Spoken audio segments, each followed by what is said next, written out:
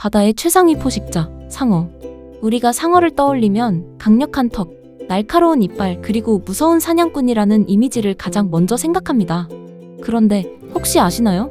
상어는 우리가 알고 있는 인간의 5가지 감각을 훌쩍 뛰어넘는 6번째 감각을 가진 생명체라는 사실을요.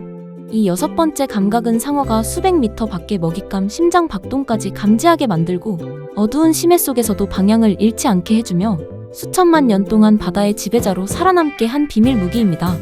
오늘 우리는 그 놀라운 감각의 세계로 들어가 보겠습니다.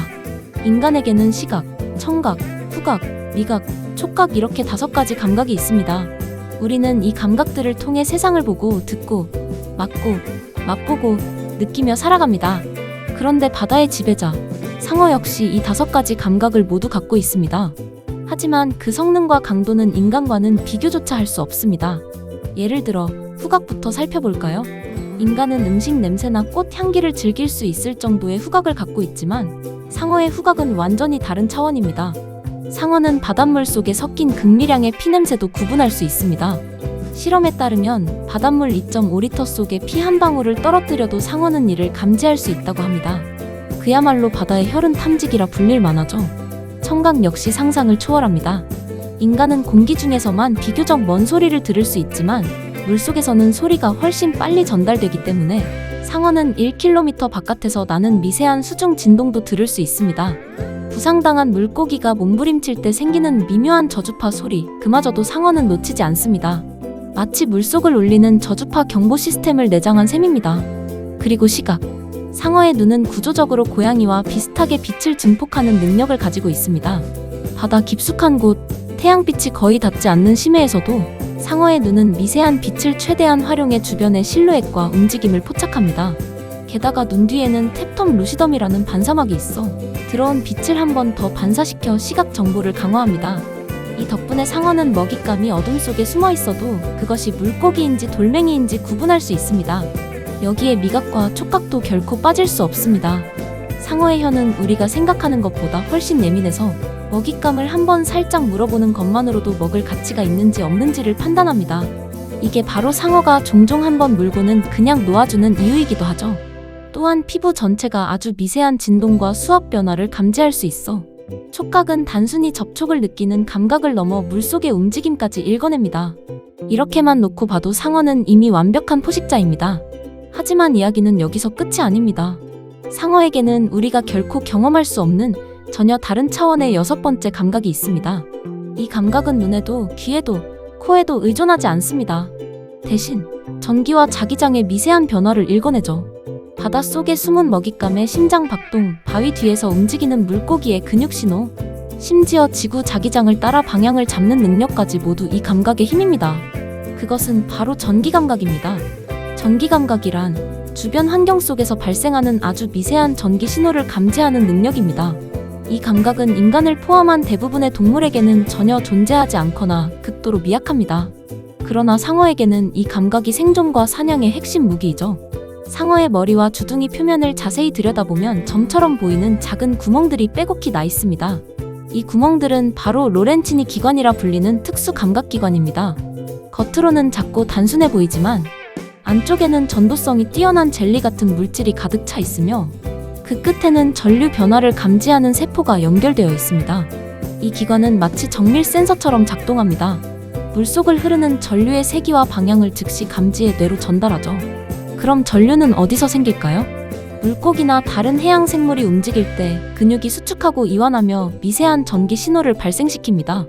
심장이 쿵하고 뛸 때도 세포 안에서 전하가 이동하며 약한 전류가 만들어집니다.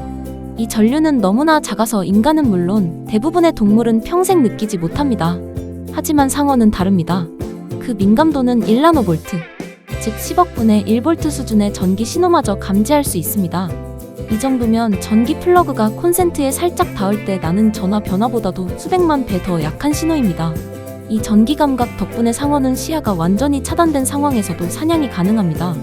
탁한 바닷물 속, 해초숲 사이, 혹은 모래에 몸을 파묻고 숨은 먹잇감까지 상어는 마치 바닷속에서 작동하는 고성능 금속 탐지기처럼 전기 신호의 좌표를 따라가 사냥감을 찾아냅니다.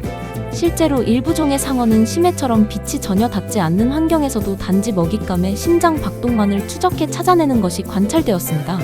그리고 마지막 순간 불과 1m도 채 되지 않는 거리에서 상어의 움직임은 순식간에 폭발적으로 변합니다. 수초 전까지 고요하던 사냥꾼이 단 한 번의 물결과 함께 목표를 물어버리는 것입니다. 게다가 전기 감각은 단순한 사냥 도구를 넘어 항해와 이동에도 쓰입니다.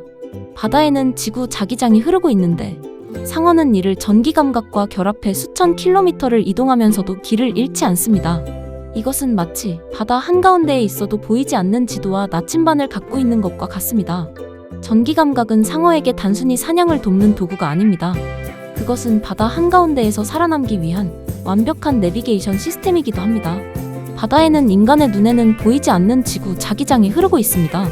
이 자기장은 전기적 성질을 띠고 있으며 대륙과 해저 지형, 심지어 심해 화산 지대에 따라 세기와 방향이 조금씩 달라집니다. 대부분의 생물은 이 미묘한 변화를 전혀 감지하지 못하지만 상어는 예외입니다. 그들의 전기 감각은 이 자기장의 흐름을 읽어내어 마치 지도 위에 등고선처럼 머릿속에 그려넣습니다. 하와이 연안에서 진행된 한 장기 추적 연구는 이를 뒷받침합니다. 위성 송신기를 부착한 상어들을 추적한 결과 태평양 한가운데 수천 킬로미터 떨어진 곳에서 생활하던 상어들이 매년 같은 계절이 되면 놀랍도록 정확한 경로를 통해 하와이 근해로 돌아왔습니다. 그 길목에는 뚜렷한 해저 산맥이나 눈에 띄는 지형이 없음에도 불구하고 말이죠. 연구자들은 이 현상이 바로 전기 감각과 지구 자기장 인식의 결합 덕분이라고 결론지었습니다. 즉, 상어는 바다 한가운데서도 보이지 않는 지도를 읽으며 방향을 잃지 않는 것입니다. 이 능력은 실험실 환경에서도 명확히 관찰되었습니다. 과학자들은 커다란 수조 안에 아주 미세한 전극을 설치하고 거기에 1나노볼트 수준의 약한 전류를 흘려보냈습니다. 이 전류는 인간은 물론 고성능 전자기 센서로도 감지하기 어려운 수준이었죠. 그런데 상어들은 어떻게 반응했을까요? 놀랍게도 수조 반대편에 있던 상어가 천천히 그러나 일직선으로 전극 쪽으로 헤엄쳐 왔습니다. 눈을 가리고 주변의 모든 소리를 차단한 상태에서도 결과는 같았습니다. 상어는 오직 전기 신호만을 단서로 목표를 찾아낸 것입니다. 이 장면은 상어의 전기 감각이 얼마나 정밀하고 강력한 감각 체계인지를 보여주는 결정적 증거입니다. 그들은 빛도, 소리도, 냄새도 필요 없습니다. 전기 신호라는 우리에게는 존재조차 느껴지지 않는 세계 속에서 방향을 잡고 목표를 찾으며 바다를 가로지릅니다. 상어는 약 4억 년 전 고대 바다에서 처음 모습을 드러냈습니다. 그 시기는 인류는 물론 공룡조차 세상에 태어나기 훨씬 전이었습니다. 지구의 바다는 지금과 달리 육지에서 흘러들어온 진흙과 미세한 퇴적물로 종종 탁했고 햇빛은 수면 아래로 깊이 스며들지 못했습니다. 그런 환경에서 상어의 조상들은 사냥꾼으로 살아남아야 했습니다. 눈에만 의존한다면 흐린 물속에서는 먹잇감을 놓치기 일쑤였을 겁니다. 그래서 그들은 보는 것 이상의 생존 전략을 발전시켜야 했습니다. 세월이 흐르면서 상어의 감각기관은 점점 더 정밀하고 강력하게 진화했습니다. 후각은 수킬로미터 밖의 피냄새도 놓치지 않게 되었고 청각은 심해의 저주파 진동까지 포착할 만큼 민감해졌습니다.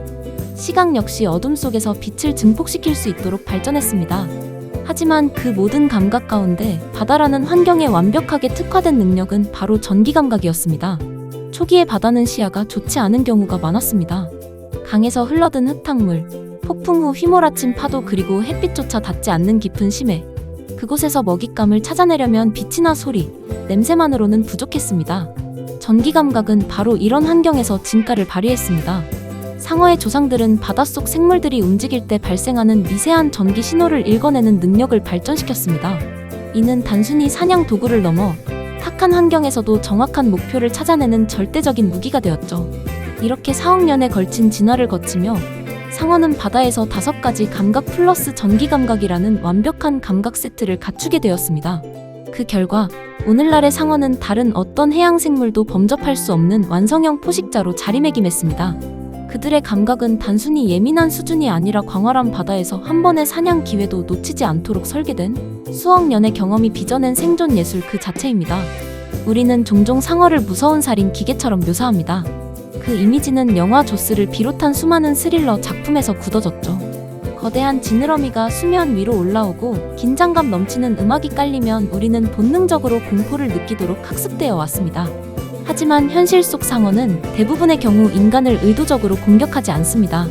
전 세계적으로 보고되는 상어의 무인 도발 공격 건수는 매우 적으며 그조차도 많은 경우는 호기심에 다가오거나 먹잇감을 착각한 상황에서 일어납니다.